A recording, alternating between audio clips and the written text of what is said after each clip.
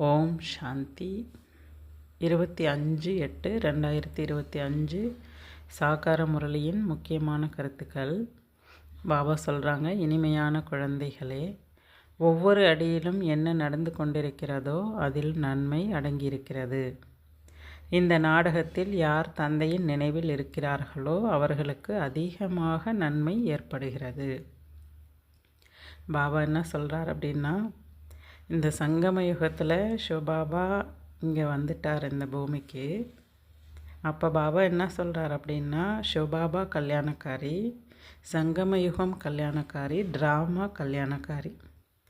அப்போ இந்த நாடகத்தில் யார் சிவபாபா நினைவில் இருக்காங்களோ அவங்களுக்கு அதிகமாக நன்மை. பாபா ஒவ்வொரு முறையில் சொல்வார், சங்கமயுக பிராமணர்களுக்கு நன்மையிலும் நன்மை அடங்கியிருக்கு. ஏன்னா முழு உலகத்துமே தந்தை நன்மை செய்ய தான் வந்திருக்காரு. எல்லாரையும் துக்கத்திலிருந்து விடுவித்து அவர்களுக்கெல்லாம் முக்தி கொடுக்கறதுக்காக வந்திருக்கார். பாபா நமக்கு மட்டும் நன்மை செய்யலை, அப்போ முழு உலகத்துக்கும் நன்மை செய்கிறாரு. அப்போ அந்த சங்கம யுகத்தில் யார் சிவபாபா நினைவிலே இருக்காங்களோ அவங்களுக்கு அதிகமான நன்மை. ஏன்னா அவங்க என்ன பண்ணுறாங்க, அரை கல்பத்தினுடைய விக்கிரமத்தையும் அழிக்கிறாங்க, முழு கல்பத்துக்கான பிராப்தியும் அவங்க அடைகிறாங்க. அதனால் சங்கம யுகத்தில் தந்தை நினைவு செய்யக்கூடிய குழந்தைகள் அதிகமாக நன்மை அடைகிறாங்கன்னு பாபா சொல்கிறார். பாபா கேள்வி கேட்குறாங்க, நாடகத்தின் எந்த ஒரு பதிவினை புரிந்து கொண்ட குழந்தைகள் அளவற்ற மகிழ்ச்சியில் இருக்க முடியும். நாடகத்தின் எந்த ஒரு பதிவை புரிஞ்சுக்கிட்ட குழந்தைங்க அளவற்ற மகிழ்ச்சியில் இருக்க முடியும் அப்படின்னு பாபா கேள்வி கேட்குறார். பதில் சொல்கிறாரு, நாடக அனுசாரப்படி இப்பொழுது இந்த பழைய உலகம் விநாசமாகும், இயற்கையின் சீற்றங்களும் ஏற்படும். ஆனாலும் நம்முடைய ராஜ்யம் உருவாகியே தீரும். இதை யாருமே தடுக்க முடியாது. இதனை புரிந்து கொண்ட குழந்தைகள் அளவற்ற மகிழ்ச்சியில் இருப்பார்கள். மற்றபடி மனநிலையில் ஏற்றம் இறக்கம் ஏற்பட்டாலும், சில நேரம் உற்சாகமாகவும் சில நேரம் சோர்வு ஏற்பட்டாலும் கூட இதில் எந்த விதமான குழப்பமும் அடையக்கூடாது. ட்ராமாவில் நன்மையே அடங்கியிருக்கு அப்படிங்கிறத புரிஞ்சுக்கங்கன்றார். ஏன்னா அனைத்து ஆத்மாக்களின் தந்தையான பகவான் நமக்கு கற்பிக்கிறார். அந்த மகிழ்ச்சியில் இருங்க. ஏன்னா அவர் நமக்கு நன்மை செய்ய தான் வந்திருக்காரு, ட்ராமாவை பற்றி புரிய வைக்கிறார். அப்போ பாபா வந்திருக்கிறதே முழு உலகத்துக்கும் சுகம் கொடுக்க வந்திருக்கார். அப்போ நமக்கு நல்லது தானே நடக்க போகுது. அதனால் ட்ராமாவில் எல்லாத்தையுமே கேள்விக்குறியில் பார்க்காம சாட்சியாக இருந்து பாருங்கள். மிகப்பெரிய நன்மை இந்த ட்ராமாவில் தந்தை வந்த பிறகு முழு உலகத்துக்கும் ஏற்படுதுன்ற குஷியில் இருங்க, சந்தோஷமாக இருங்க, மகிழ்ச்சியாக இருங்கன்னு பாபா சொல்கிறார். நாடகத்தை நல்லா புரிஞ்சுக்கிட்டிங்கன்னா அவங்க கவலைப்படணுன்ற அவசியமே இல்லை அப்படின்னு பாபா சொல்கிறார். பாடல் சபையின் நடுவே எழுந்த ஒளி. யார் அந்த ஒளி? சிவபாபா. அப்போ ஒளி வந்துருச்சு அப்படின்னாலே வீட்டில் பூச்சிகள் என்ன பண்ணுவாங்க, ஒளியில் தன்னை பலியாக்கிப்பாங்க. பாபா சொல்கிறார், ஓம் சாந்தி. இனிமேலும் இனிமையான வரிசைப்படி முயற்சியின் அனுசாரப்படி சைத்தன்யமான வீட்டில் பூச்சி போன்ற குழந்தைகளுக்கு பாபா அன்பு நினைவுகளை தருகின்றார். ஏன்னா நீங்களாம் யாருன்னு சொல்கிறாரு, சைத்தன்யமான வீட்டில் பூச்சிகள், அதாவது உயிரோட்டமான ஆத்மா வீட்டில் பூச்சி. ஆத்மா தான் பாபா வீட்டில் பூச்சின்னு சொல்கிறார். தந்தையை தான் தீபம் என்று கூறப்படுகிறது. அப்போ உயிரோட்டமான வீட்டில் பூச்சி என்ன ஆகுது, தந்தையின் தீபத்தில் பலியாக்கிக்குது. ஆனால் அவரை முற்றிலும் யாரும் அறியாமல் இருக்காங்க. பாபா வந்துட்டார், அதில் யார் பாபா வந்துட்டதை புரிஞ்சுக்கிட்டாங்களோ அவங்க என்ன ஆகிறாங்க, பாபாக்கிட்ட பலியாகிறாங்க. பாபா ஒன்றும் தீபம்னு சொல்கிறதுனால பெருசாக கற்பனை பண்ணிக்காதீங்க. பெரிய தீபமாக இருப்பார், பிரகாசமாக அகண்ட ஜோதி, அப்படியெல்லாம் கற்பனை பண்ணாதீங்க. ஏன்னா பாபா சொல்கிறாரு, நான் ஒரு புள்ளியாக தான் இருக்கேன் அப்படின்றார். நாம் ஆத்மாக்கள் புள்ளியாக இருக்கின்றோம் என்பது கூட யாருடைய புத்தியிலும் இல்லை. நம்முடைய ஆத்மாவில் முழு பங்கும் அடங்கியிருக்கிறது. ஆத்மா மற்றும் பரமாத்மாவின் ஞானம் வேறு யாருடைய புத்தியிலும் கிடையாது அப்படின்னு பாபா சொல்கிறார். குழந்தைகள் உங்களுக்கு மட்டுமே தந்தை புரிய வைக்கின்றார். ஆத்மாவை பற்றி உணர வைக்கிறார். ஆத்மானா என்ன, பரமாத்மா என்றால் என்ன, இதெல்லாம் பாபா இப்போ புரிய வைக்கிறாரு. உங்களுக்கு கூட இதுக்கு முன்னாடி தெரியாது. இப்போ நான் வந்து சொன்ன பிறகு தானே தெரியுது நீங்கள் யாருன்னு. ஏன்னா இவ்வளோ நேரம் என்ன நினச்சிட்டு இருந்தீங்க? உங்களை சரீரமாக தேகமாக நினச்சிட்டு இருந்தீங்க, தேக அபிமானத்தில் இருந்தீங்க. இப்போ தான் பாபா சொல்கிறாரு, நீங்கள்லாம் உயிரோட்டமான ஒளி புள்ளி வடிவமான ஆத்மா அப்படின்னு புரிய வைக்கிறார். அப்போ ஆத்மாவுக்கு அப்பா தான் நான். இந்த விஷயங்கள்லாம் உங்களுக்கு இப்போ புரிய வைக்கிறேன்றார். எனவே தேக அபிமானத்தின் காரணமாக தான் குழந்தைகள் மேலே பற்றுதல், நிறைய விகாரங்கள்லாம் ஏற்பட்டுடுது. நீங்கள் ஆத்ம உணர்வில் இருந்தீங்கன்னா அது போலலாம் நடக்காது அப்படின்னு சொல்கிறாரு. பாரதம் விகாரங்கள் என்ற பெயர் கூட இல்லாமல் எவ்வளோ உயர்ந்ததாக இருந்தது. அதுதான் விகாரமற்ற பாரதம். இப்பொழுது விகாரமான பாரதமாக இருக்கின்றது. தந்தை புரிய வைப்பது போன்று வேறு எந்த மனிதர்களும் கூற முடியாது. இது வரைக்கும் கேள்விப்பட்டிருக்கீங்களா? பாபா சொன்ன ஞானத்தை போல் யாராவது சொல்லியிருக்காங்களா? பாரதத்தோடைய மகிமை, தேவதைகளினுடைய மகிமை, ஆத்மாவுக்குள்ளே எவ்வளவு ஞானம் இருக்குது, எத்தனை பிறவி எடுக்குது, பரமாத்மா எங்கே இருக்கார், என்ன ரூபமாக இருக்கார், இது போல் யாராவது சொல்லியிருக்காங்களா? எந்த மனிதரும் இது போன்ற விஷயங்களெல்லாம் உங்களுக்கு சொல்ல முடியாது அப்படின்னு சொல்கிறார் பாபா. ஏன்னா எல்லாருமே தேகாதாரிகள், தேக அபிமானத்தில் இருக்காங்க. அவங்களுக்கு துல்லியமாக ஆத்மா பரமாத்மாவை பற்றிய ஞானம் யாருக்குள்ளேயும் கிடையாது. சிவபாபா தான் வந்து புரிய வைக்கிறார். சிவபாபா தான் இந்த பாரதத்தை சிவாலயமாக ஆக்கணும் அப்படின்றார். ஒவ்வொரு அடியிலும் நீங்கள் பாபாவுடைய ஞானத்தின்படி நடந்து கொண்டிருப்பதில் தான் உங்களுக்கு நன்மை இருக்குது. யார் தந்தை மிகவும் நல்ல முறையில் நினைவு செய்கிறாங்களோ அவங்க தனக்குத்தானே நன்மை செஞ்சுக்கிறாங்க. ஏன்னா இந்த நேரம் பாபா நம்மளை புருஷோத்தமராக ஆக்க வந்திருக்கார். ஆத்மா உத்தமம் அடையிறதுக்கான யுகம் இதுதான். இதுதான் கல்யாணக்காரி புருஷோத்தம சங்கம யுகம்.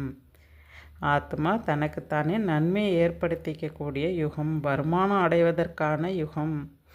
அதனால் பாபா புரிஞ்சிக்க சொல்கிறார். விநாசம் வரப்போது, அதற்கான ஏற்பாடுகளும் நடக்குது. மற்றொரு பக்கம் இயற்கை சீற்றங்களும் நாடகத்தில் பதிவாகி இருக்குங்கிறது உங்களுக்கு தெரியும்.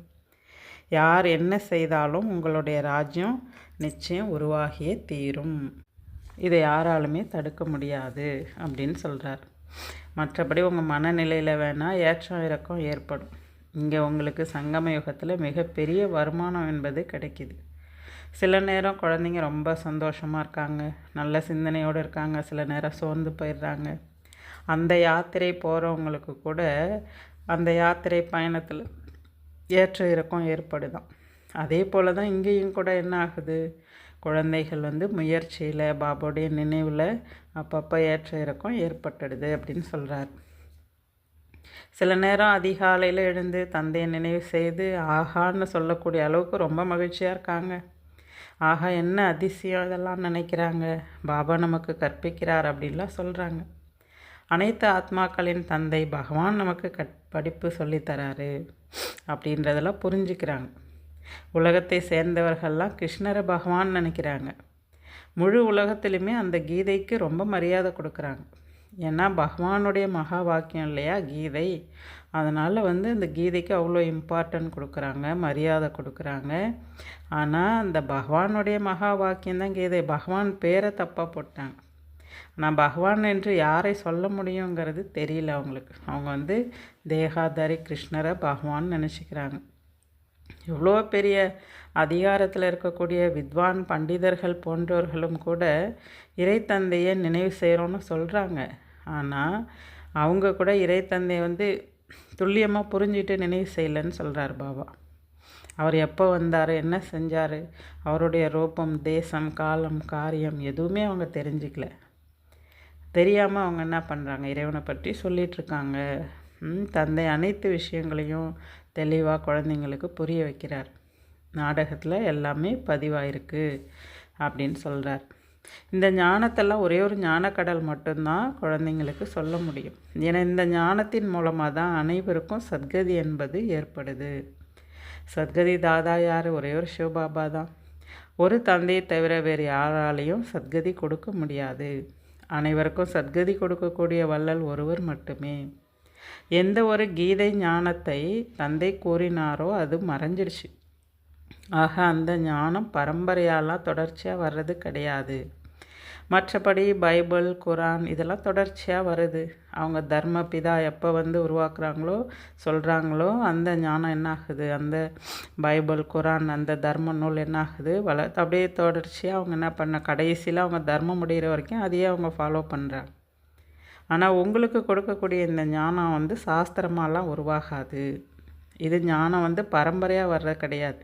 இந்த சங்கம யுகத்தில் என்ன ஆகிடுது, இந்த ஞானம் இப்போ தான் உங்களுக்கு கிடைக்கும். பிறகு நீங்கள் சத்தியுகம் போயிட்டீங்கன்னா அங்கே மறந்துடும் அப்படின்றார். இதனுடைய பலனை தான் நீங்கள் அங்கே அனுபவம் செய்வீங்க அப்படின்றார். அதற்கு பிறகு இந்த ஞானத்துக்கான அவசியம் ஏற்படாது. இதை நீங்கள் புரிஞ்சுக்கணுன்றார். பாபா இந்த நேரம் கூட உங்களுக்கு கீதையை படிச்செல்லாம் சொல்லலை. பாபா ஞானத்தினுடைய கடல். அவர் ராஜயோக கல்வியை நேராக கொடுத்துட்ருக்கார். எதையும் பார்த்து படித்து யாரோ சொன்ன விஷயத்தை கேட்டுலாம் அவர் நமக்கு இந்த ஞானத்தை கொடுக்கல.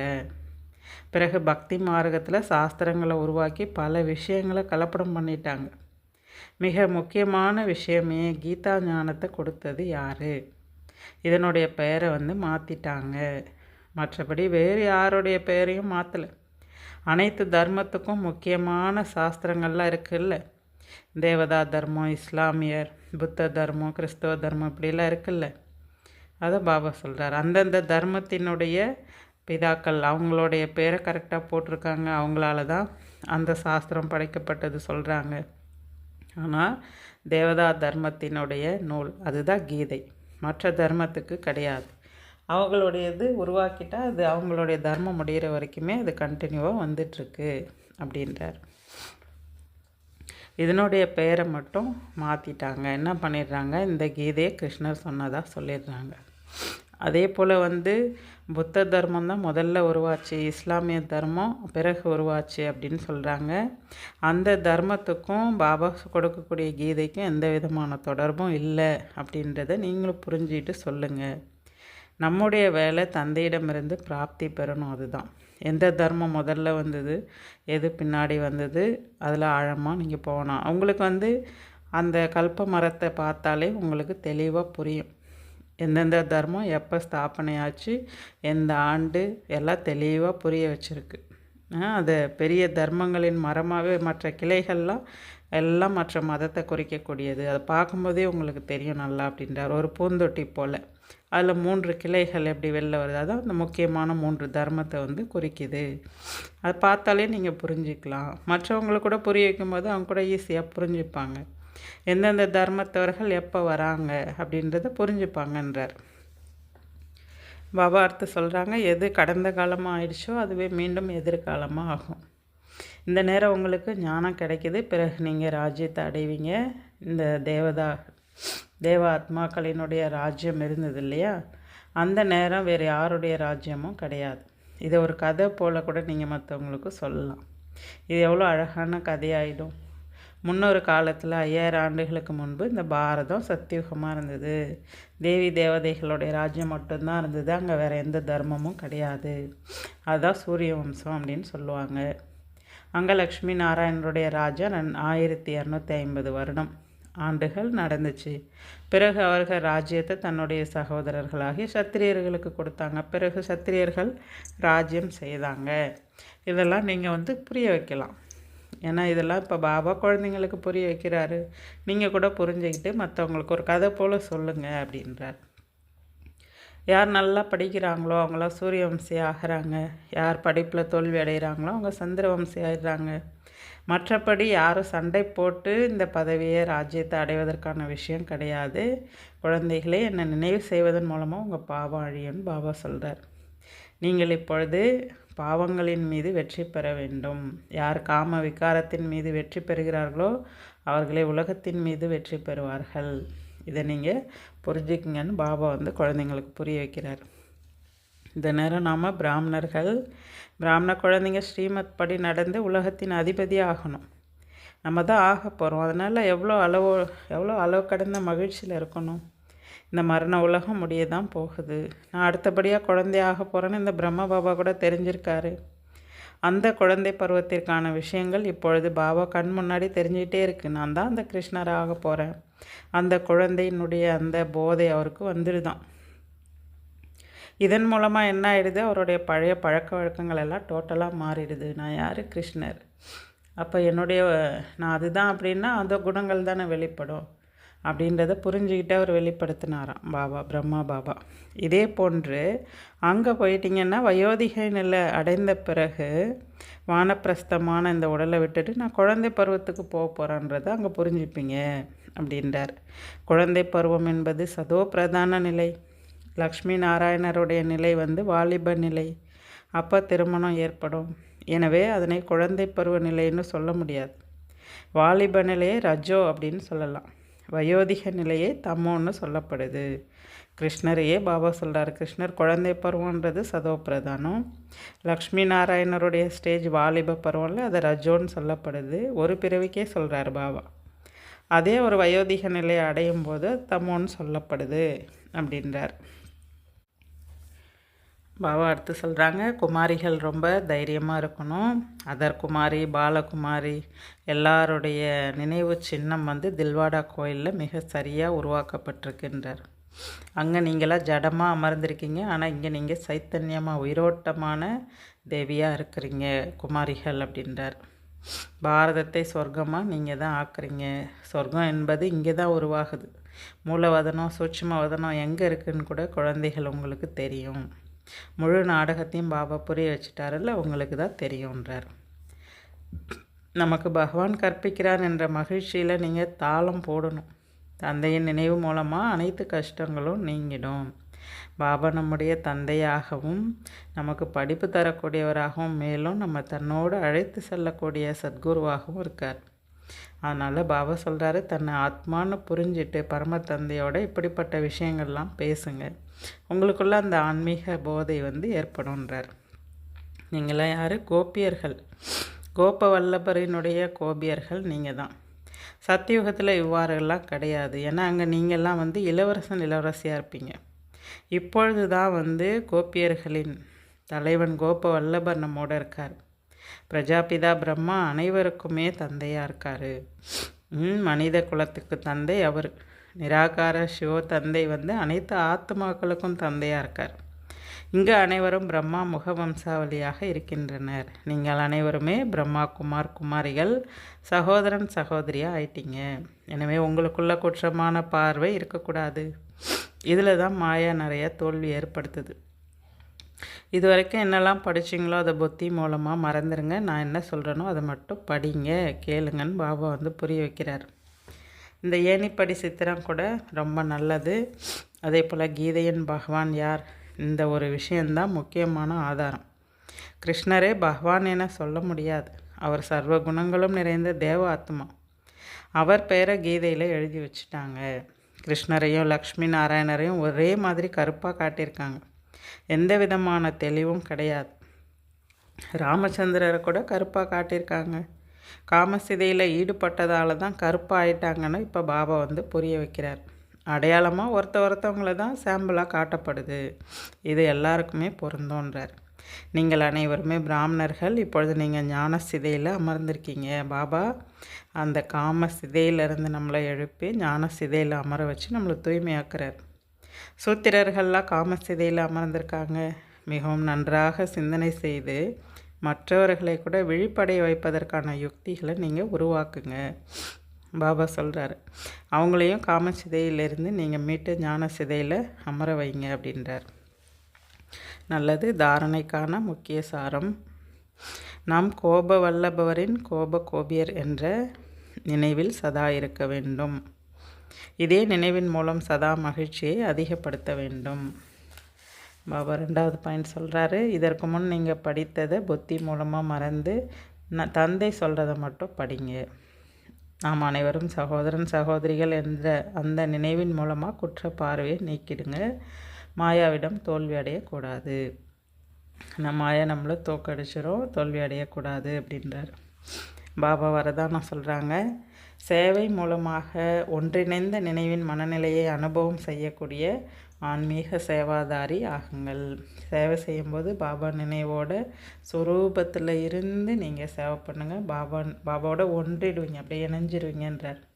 அவரோட நினைவோடு அந்த சேர்ந்து செய்யக்கூடிய அனுபவத்தோடு சேவை பண்ணுங்கள். அதுதான் ஆன்மீக சேவாதாரி அப்படின்னு சொல்கிறார்.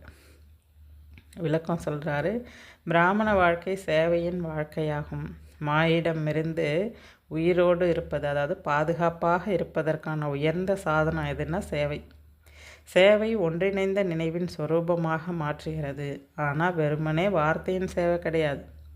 கேட்டிருக்கும் ஞானத்தின் இனிமையான வார்த்தைகளின் சொரூபமாக மாறி சேவை செய்யணும். சுயநலமற்ற சேவை செய்யணும். தியாகம் தபஸ்யாவின் சொரூபத்தின் மூலம் சேவை செய்யணும். எல்லைக்குட்பட்ட ஆசையிலிருந்து விடுபட்டு ஆசையற்ற மனநிலையிலிருந்து சேவை செய்யுங்கள். இதற்கு தான் சொல்லப்படுது ஈஸ்வரிய மற்றும் ஆன்மீக சேவைன்னு. வார்த்தையின் கூடவே மனதின் மூலமாகவும் சேவை செய்வது என்றால் மன்மனாபவ மனநிலையில் நிலைத்திருப்பது அப்படின்னு அர்த்தம்ன்றார்.